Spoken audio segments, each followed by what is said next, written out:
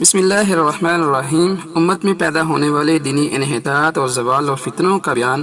حدیث نمبر 1937 معرف الحدیث۔ اللہم صلی علی محمد وعلی آل سیدنا محمد وبارک وسلم۔ عن ابی سعید خدری رضی اللہ تعالی عنہ قال قال رسول اللہ صلی اللہ علیہ وسلم یوشک ان یکون خیر ما للمسلم غنم یتبع بها شعاف الجبال ومواقع القطر یفر بدینہ من الفتن۔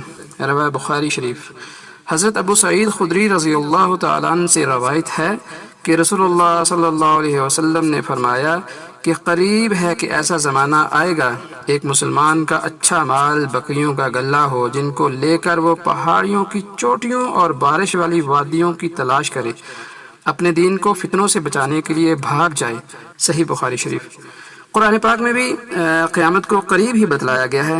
اقتربت الساعہ۔ رسول اللہ صلی اللہ علیہ وسلم بھی قیامت اور اس سے پہلے ظاہر ہونے والے فتنوں کا اس طرح ذکر فرماتے تھے جیسا کہ یہ سب کچھ ان قریب ہی ہونے والا ہے۔ اولاً تو اس لیے کہ جو چیز آنے والی ہے اور اس کا آنا یقینی ہے اس کو قریب ہی سمجھنا چاہیے۔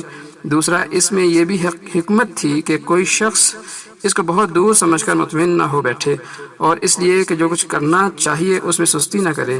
اسی اصولوں اور معمول کے مطابق رسول اللہ صلی اللہ علیہ وسلم نے اس حدیث میں فتنہ کے ایسے زمانے کے قریب ہونے کی آگاہی دی ہے جب بھری پڑی آبادیوں کا حال ایسا خراب ہو جائے گا کہ وہاں رہنے والے کے لیے دین پر قائم رہنا اور اللہ کے رسول صلی اللہ علیہ وسلم کے احکام کے مطابق زندگی گزارنا قریباً ناممکن ہو جائے گا۔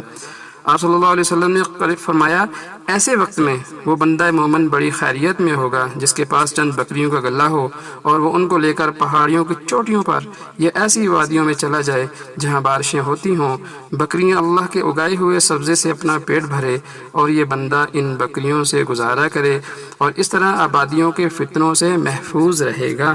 اللہ پاک ہمیں عمل کی توفیق عطا فرمائے۔ وآخر دعوانا الحمدللہ رب العالمین۔